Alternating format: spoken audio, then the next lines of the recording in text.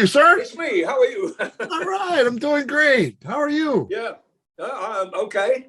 Good. Yeah, very good. That's great to see you. It's been what, 5.5 years, I think. I think I recognize you from a while back. All right. Yeah. Maybe more than 5. Yeah, it might be 5 years or so. Yeah. Yeah, it was right after the book. Yeah. Yeah. Yeah. Which I know you really like that album. I seem to remember. Yes, absolutely. Yeah. And you got a streak going here. I think we've come back with a better album this time. I think the production on it's much better. It took a bit more time on this one.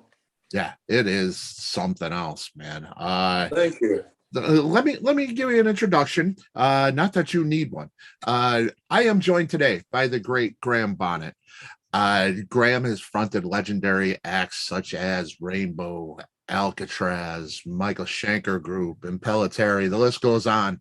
And of course, his own Graham Bonnet Band. The Graham Bonnet Band is set to release Day Out in Nowhere on Frontiers on May 13th. And I have to lift a lyric from Imposter. My God, you look good after all these years. Yeah. Oh, that's sure you have listened to it then. I often wonder when people are talking to me, say, "Oh, I love the album," and I go, "Okay," and you wait for the next part, but no, you have listened. I have, and it's phenomenal. It is how you do this into your later years. That's the one thing I want to ask you first off. The quality of the voice, your longevity, the projection on your voice, still there. What do you do to take care of your instrument? Nothing. I mean, I'm just being very lucky. I'm being honest. I don't look after my voice, and sometimes I do fuck it up, But I've been very. When it comes around to recording or playing, though, I'm very serious about how I, relax and rest it and all that.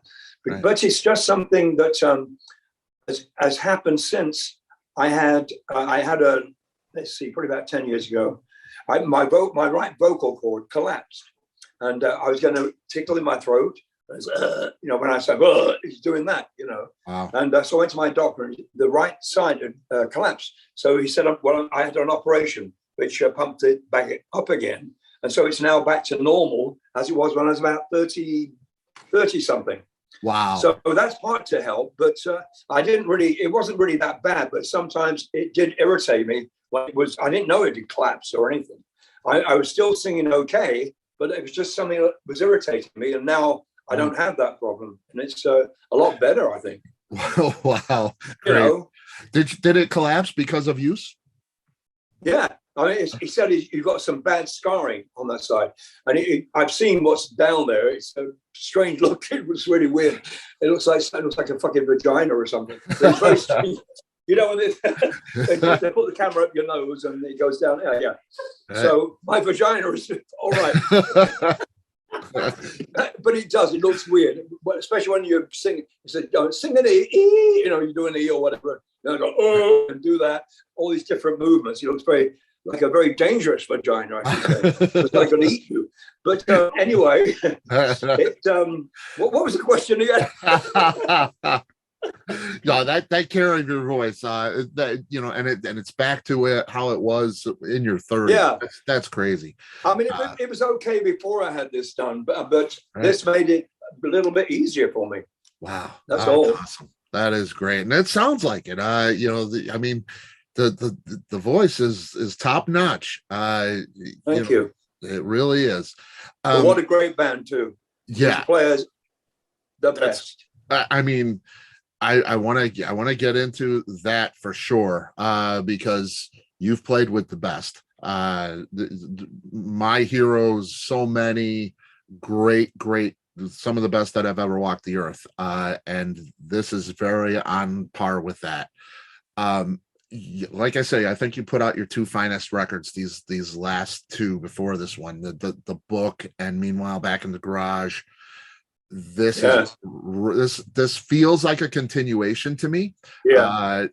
Does it feel that way for you? Yeah, absolutely. Yeah. I'm back with my friends, beth-ami on bass and Conrado Pesinato, Yes. playing guitar. The three of us are like the basic members of the band from when we started back then. Mhm. We have two new members now. That's Kyle Hughes and Alessandro Battoni, who will be the live band. But on the album, the drums are played by Shane Gallas, who is amazing drummer. But now I think we found the right guys. You know, it's always been hard work in the past, working with people that didn't really like you very much and were always stabbing you in the back when you walked out of the room, you know. And now I'm with my friends who I know love me because I love them back. Mm-hmm. And, you know, there's something about when you're happy, when you've got a happy, you know, group of people, the music will come out of you more because you feel that way. When you're sad and fucking angry, my voice doesn't work when I'm angry. When I'm tired, it doesn't work, you know. So this is, it's like a family. That sounds a bit corny, but it does feel like that. No, you know? I can see that, you know, for sure. Yeah. You obviously are very happy in your life, and that there is a shine to the music, for sure. It's an uplifting thing, even when it's dark. And we'll talk about Uncle John being, you know, probably the darkest point on the record. We'll talk about a few of these songs. There is some moodiness to it. Conrado Pesinato. Your guitar player on this record. Now, you've played with Ritchie Blackmore, Yngwie Malmsteen, Michael Schenker, Steve Vai. We're talking about the greatest guitar players in the world that we've ever seen. I put him in, after listening to this and, you know, the other records that I've heard. I can't help but put him in that upper echelon. This record in particular, and 12 Steps to Heaven in particular, that solo just speaks to me. So many on this record do. How's it feel? I mean, you've played with those other guys, a lot of them, some of them negative experiences, which we've talked about in the past. Conrado, how does he, how does that feel with him? Do you get that feeling like you're playing with one of the best in the world? I never thought of it being like that, but, I guess you're right, actually. I never even thought of it. But Conrado is really dedicated. He spent in the studio so much time getting everything just right. And he produced the damn record along with beth-ami. And it's like, he would be in the studio for 24 hours. He would fall asleep in the damn place. He'd be on the couch in the studio. That's how dedicated he was to this album. He really wanted to make this good. He got me a great microphone, for instance, a perfect microphone for my voice, which picks up everything. He put his heart into this, and he deserves everything, all the praise he can get, because he's not an overplayer. He plays a freaking song. He doesn't go, oh, here comes my solo. And you go, okay, is the solo over yet? No, not yet. Right. But he plays a solo that you're interested in, I always think about, I know he's not the same kind of player or anything. I always think about George Harrison, how he was definitely part of the Beatles. But he didn't play very much. Right. His solos were very, very small, but they were part of the damn song. And you always remember that little part that George Harrison played. And I think that's a little bit like Conrado. You always go, that sound he gets there on that particular song. He's very, very talented. He's a talented musician. He knows when to tell me, don't do that, do this. He's very good at putting me in place as well. He's a good guy all over. And he's just a young man. He's got a long way to go. He's got a long life ahead of him. And I think he will get the praise, like you're saying, with these other guys I've worked with. Yeah. I hope so. Yeah, I hope so too, because people need to listen to this playing. It flavors the song, and it doesn't feel like a Conrado solo record. You know what I mean? Right, yeah.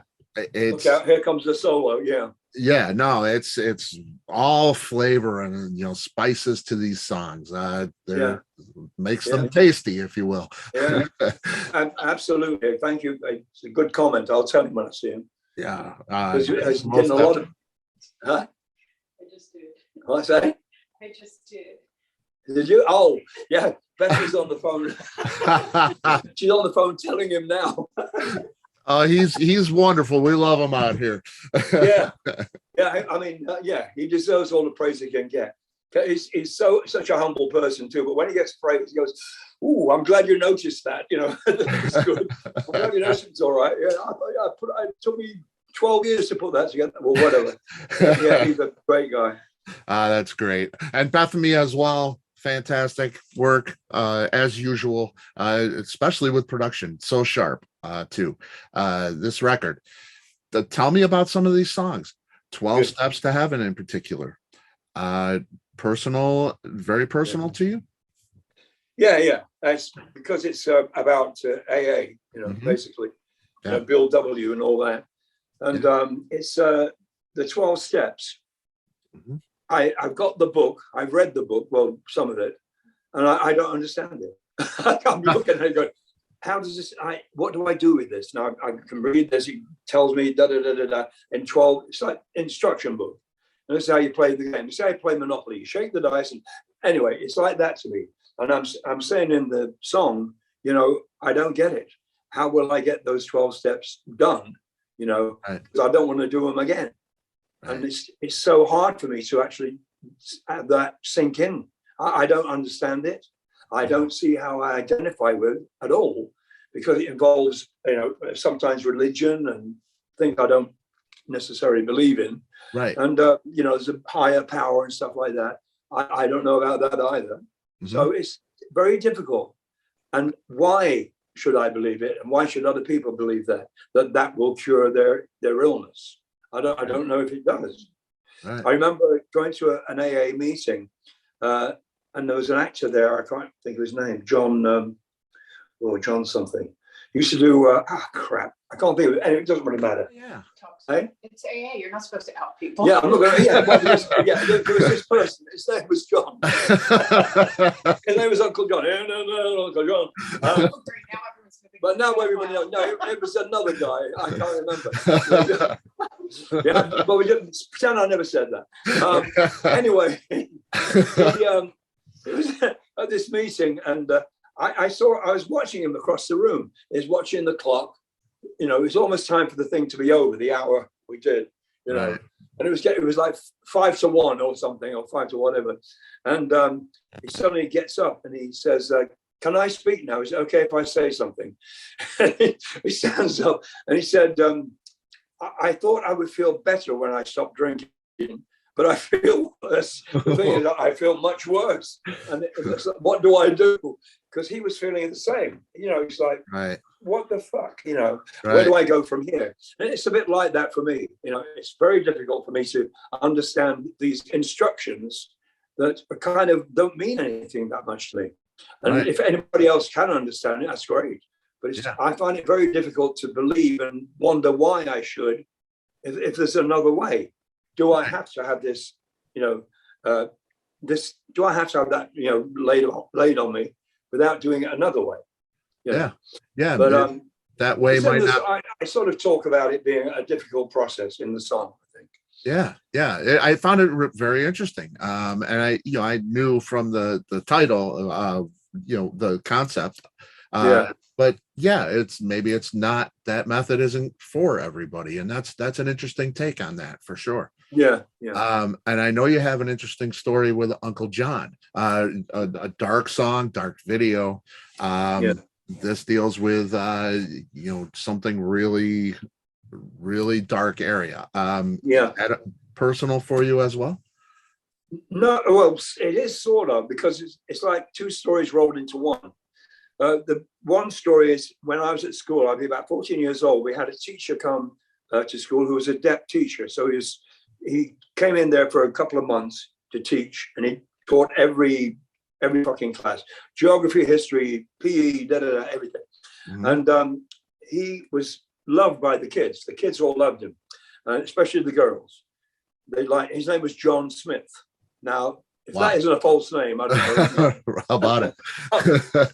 Well, Uncle John. Yeah, so this guy was there for a while. As I said, he was there for a few months. Then suddenly we found out that he'd been fired. He disappeared one day.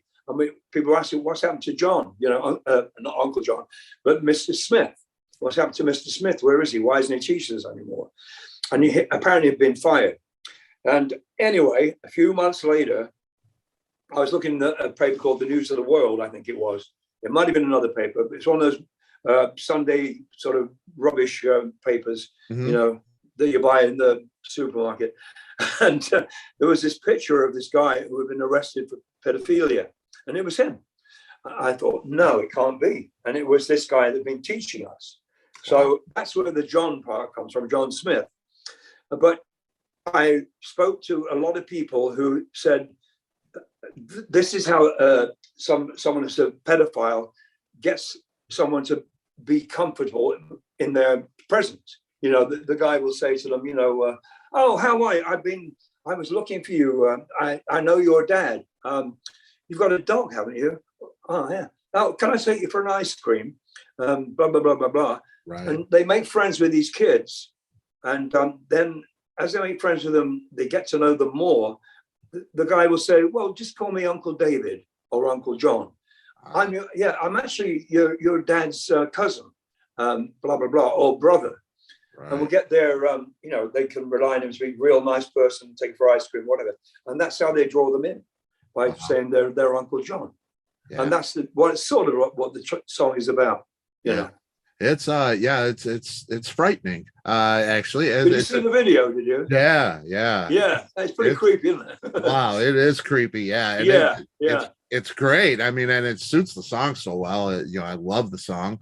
But yeah, like I say, there are darker moments like that, and you know, I love that kind of thing. It's deep and introspective and that kind of thing. I love scary. Yeah, scary stuff, but that's what life is all about. Scary stuff is not monsters and dragons and you know all that. You know what I mean? Yep. Real life is pretty scary. It sure is. Yeah, but I mean, I hope that sort of came across as being a good song, and we love that song. We wanted to put that out as a first single, but we put the other song out first, Imposter. Right. Yeah, and both of those great videos too. I like them both. Yeah. You have your friend Don Airey on this, of course, keyboardist Don Airey on the record with many other guests. The song he is on, it's just a freaking song. There's got to be a story behind that one, right? Yeah, I mean, you know, after a while you sort of go, well, what can I make this song up about? You run out of subjects. Okay, I've done pedophilia. What else have we done? You know, I'm going through this, blah, blah, blah, blah, blah. And I'm looking at my notepad and I said to myself, it's just a fucking song, you know, but I couldn't say fucking, I had to say frickin'. And that's where it came from. It was about writing a song and how you have to find a subject and then take it somewhere, you know, along with this, you know, so that's what it's about. It's about writing a song and how difficult it can be sometimes. The song can take, I think I say somewhere in the song, it takes probably about 3 weeks or more to write a song. Then when it's finished, it's only 3 minutes long. Right. And you go, it takes forever to write it, but then when you sing it, it's just 3 minutes long. And people think, oh, you must have written it really quickly. Yeah. It's not that way. So that's what it's about, songwriting. That's it's great. Easy sometimes. It's great. Oh, I imagine it is not. It's great to hear Don on there for sure. Yeah, it is. Yeah. My best friend. That's fantastic. Jeff Loomis, Arch Enemy, John Tempesta, Mike Tempesta. These are hard rock guys too. Roy Z on this record. Did you choose which guest would do each song? Did you write the songs first, or did you have the guests in mind? No, the guests were in mind. They were introduced to me by, well, not Mikey and John. I know the Tempesta boys very well. They live just down the street, you know, and I see Mikey all the time. Comes over and has dinner with us and whatever. John's on tour most of the time. But the other guys were introduced to me by Conrad. He's one of those guys that goes out to clubs and mixes with lots of musicians, and he knows more people than I do, because I don't go out anymore. Yeah. I used to do years ago, but no longer. You know, so he gets these guys in. And he said, "You'll love." It usually shows us a video of how they play and all that kind of stuff. And well, we were just blown away by these choices he made by saying he would be great for this, to make a track on this. And so Roy Z sent me a song, just the track, the guitar part, and then I wrote a song around that. And the same with Jeff, he sent me a track. And again, I put my words to it and the melody. And with John Tempesta and Mike, they sent me a track too. That's how I do everything. It's all by mail, emails, I send you a song. And so I just listen to it and go, okay, it's just a freaking song. What do I write? Fuck. What do I write on this? Oh, bloody hell. And it is, it's sometimes a bit difficult because you get them in a bunch, you go, oh, fuck, I've got to make sure that song doesn't sound like that one.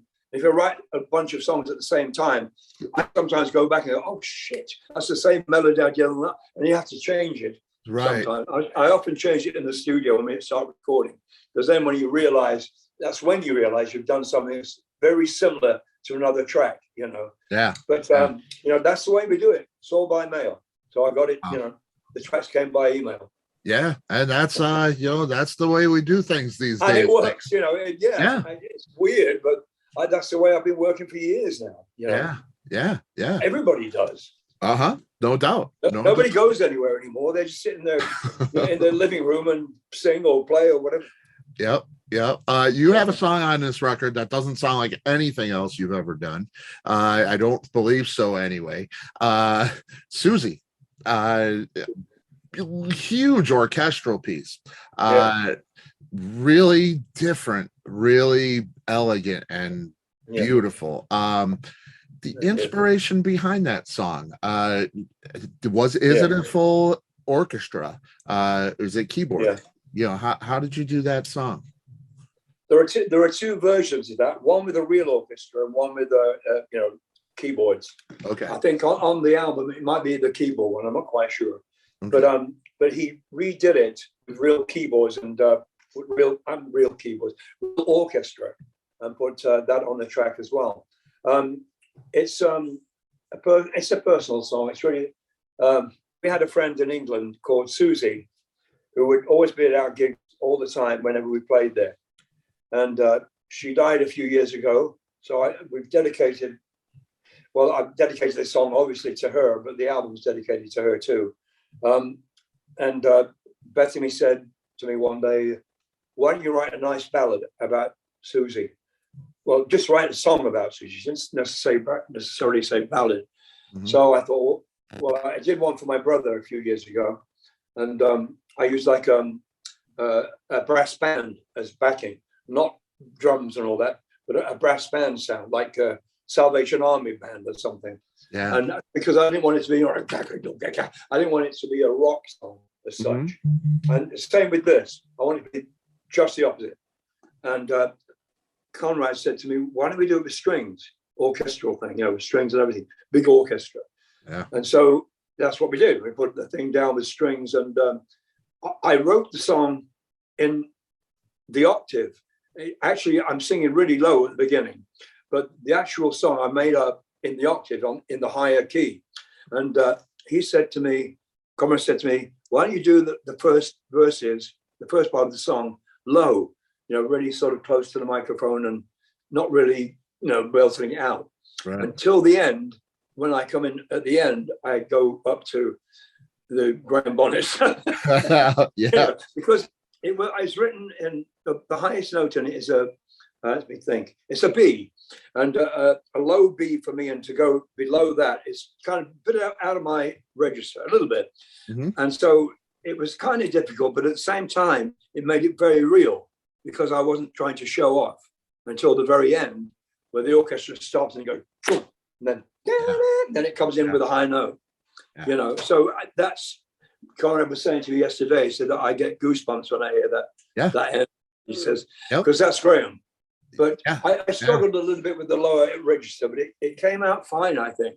It's almost spoken. It's gorgeous. I mean, it's absolutely gorgeous, and it's perfectly placed on the record, I think.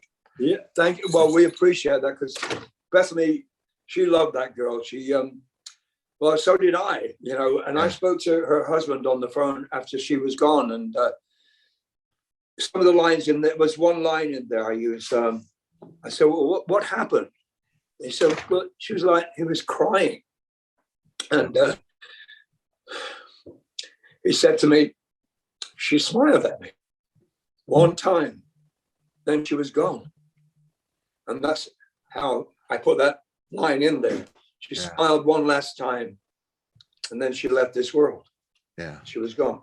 And that's what he told me. But it was, oh God, just to listen to this man's, he was just devastated, obviously. Yeah. This was his true love, the love of his life. Yeah. And we always saw them both when we played in England. She'd always be there with freaking cakes and bread and sandwiches or whatever. She always made something to bring to the band. And gifts. She was one of those people that just loved what we did, and we loved her. Yeah. You know, especially Bethany, she loved us to death. She really did. Yeah. And when Bethany hears that song, she hears just the beginning of it, and she cries. She just breaks up. Yeah, but anyway, it's turned out well, I think. Oh yeah, and that's so special. Yeah, and I'm sorry for your loss. Thank you. It is special. That song. I appreciate that. You know, it really from a heavy rock guy. Yeah, and you know, because it's nice to hear that. You know, man, because I've had a couple of people say that we really like. I'm thinking, are you going to criticize that last song as being not belonging to the album? But it's the opposite. Like you're like what you're saying to me surprises me. It's like, really?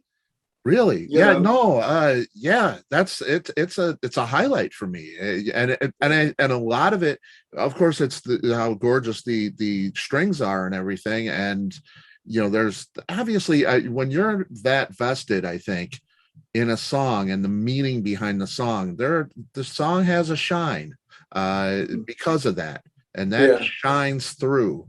That's great. And the placement of the song, really, what a way to go out. It's just that's so nice.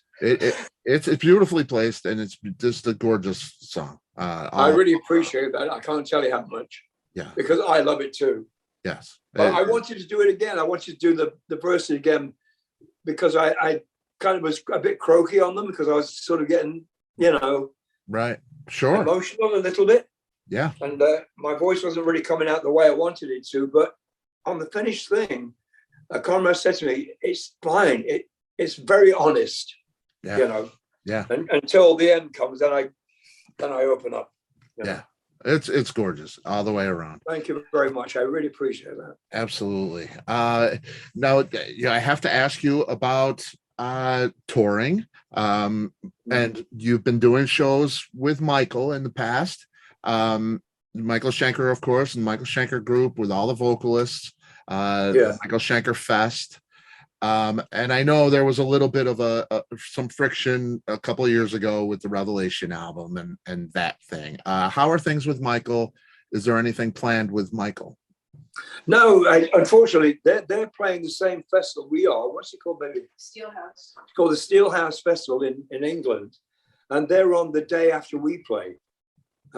We're playing the day before, and unfortunately, I don't think we'll get to see him because I think we have another gig next day. Well, we're trying to put something together. We're trying to put something together where I could actually go and sing a song with him. Because we're in the same fucking country, and now we're friends again after all these years. It'd be nice to do that because I love doing that show we did with the other singers. It was fucking great. Yeah, it was so pleasurable and so relaxing because you have time to breathe and just come on and do your 4 songs, and then you do some backup singing, which is always fun, So it was great fun. But Michael's always changing the way his shows go, so he's trying to change it every time, so it's something new, for the people to see. Because I don't know what he'll do next, but who knows? But I would love to, if we can, get to do a tour with him. Our band with him would be fantastic. If we could. Yeah. But, who knows what's going to happen. Yeah, I talked to Robin McCauley, of course, recently, and he's doing some dates for Michael because I don't think Doogie can be there. So, there's, like you say, he's always, you never know what Michael's going to be doing. The tour for the Graham Bonnet Band. you're trying to put something together. European tour, North American tour, both? Well, at the moment, it's only going to be European. We always have found it hard to play in this country. Alcatraz, my band Alcatraz always had a problem playing in America. I don't know why, but it's I don't know. It's just one of those things. So we've got the European thing happening, but then we want to play here like you wouldn't believe. And now we have American management. Hopefully, we can get a tour here. They're managing some good bands, and so we got in with a real cool management. Great. And so now, if we can get tours here, I'll be so happy, and we all would, because we live here and we don't get to play here. Yeah. We're always in Japan or Australia or Timbuktu or somewhere else like that. You know what I mean? We always got to travel millions of miles and have jet lag while you're still having to play. And it'd be nice to play in our own country, even though I'm British. It is weird. But I've got American accent, haven't I? No, you're still British? You sure? Huh?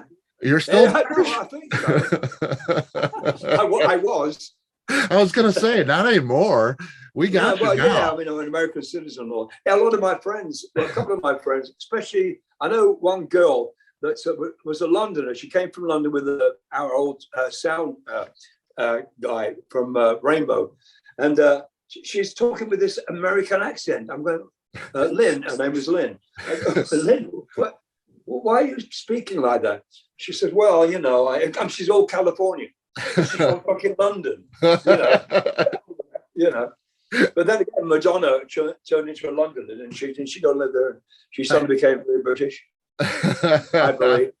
Not that I listen to what Madonna has to say, but But it's funny how people do. Like, what's it? Rick Springfield. He's Australian. Yeah. But he keeps that. I did a tour in Australia, and he was the headliner, and he keeps that American accent up all the time. But he's Australian. He really talks like that. You know what I mean? Wow, that's crazy. Thick American accent. Yeah, which is kept because this. What do you used to do? Soap operas. And the General Hospital thing. Yeah, that's it. Yeah, right. So he suddenly became American, and it's very weird. To hear an Australian with an American accent. Yeah. It doesn't falter at all. Wow, it really doesn't. That's weird. Yeah. One more for you, Graham. I know you got a full day here, and you want to get on with your life, and I so appreciate your time. It is an absolute honor. If you could go back and whisper something in 25-year-old Graham Bonnet's ear, what would that be? Well, I think I would say learn about the business before you do anything, because this is the business is full of thieves, pretentious people, thieves, especially some management, which I've had over the years. Yeah. Learn about the business, try to do everything for yourself, which I can't. I didn't know how, for instance, I didn't know how to sign a check. Only so recently, I signed a check a few times. I didn't know how to pay my taxes until recently. I'm talking about recently, within the past few years. Right. I didn't know how to do any of that stuff because I was babied. Everything was there for me. The car was there at the door when I was 30 years old. I mean, when I was a 20-year-old kid. And I didn't realize what I was paying for. That car that you go in and takes you to wherever, you're paying for that. I didn't realize I was paying for it. Right. All that stuff was kept in the dark, and management kept all of how much money I was making. That was all. I never knew. I never knew how much money I'd made over the years, or how much money I didn't make. My rent was paid, etc., etc. So I would say to anybody, learn about business and do it all yourself if you can. If you've got that kind of brain. I don't. I'm a very simple, straightforward. I'm not business-minded at all. Because of that, in a way, Yeah. It's not easy, especially when you're an artist, which you create wonderful music, and it's to have that business side is unusual, really. Not a lot of guys can do it. I don't think so. No, they can't. Yeah. Well, Ritchie was like that. Ritchie Blackmore was the same. Yeah. He didn't know what was going on half the time. He thought his house belonged to him until Bruce Payne, our manager, came along and says, Ritchie, that house belongs to me. That got his attention. And Ritchie didn't drive. I'm just saying, I don't drive because I'm epileptic as well. It's one of the reasons I don't drive. But Ritchie didn't drive at all. You know, he didn't get around, you know, like most people do to do business in one thing or another. Right. To meet people. I'm the same. I don't get to meet people because, as stupid as it sounds, I don't drive. Yeah. You know. Yeah. Always have to get a cab or whatever, you know, if I have to go somewhere. But I know people of that era from the 1960s, when we all kind of started in the business, they know nothing about the business at all. At all. Yeah. You know? Yeah. And it's sad because we're all ripped off. Ronnie Dio told me, you know, I said, did you make money out of it? He said, fuck all. And I said, well, I'm getting fuck all too. Yeah. I said, I think it's all going to my manager, you know? Yeah. Because I expected at the end of the year to have a big pay packet from all the gigs we did. Right. You know, tour of America, whatever. I didn't get fucked. Yeah. I was fucked every which way. Yeah. And I was given a retainer, which was very skimpy, not very much. Right. You know. And I didn't know what was happening. I didn't realize I was paying for loads of things I was paying for, whatever. But learn the business. Yeah. That is or try to. Yeah, right. That's not easy. There's a lot of ins and outs and nuances about the industry for sure. Well, it is great to have you here, making music, doing what you do, doing it so well with a great band. Thank you. It is just it's an honor. It's a privilege to have you. Day Out in Nowhere on Frontiers, May 13th. Graham, it is an absolute honor. And, for all these years, I appreciate you. I hope to see you here in Chicago. That would be great. Yeah. Me too. Yeah. For sure. Absolutely, man. Yeah. It's nice to talk to you again. Great to see you again. You too. So I hope I see you again soon. In Chicago. Yes, absolutely.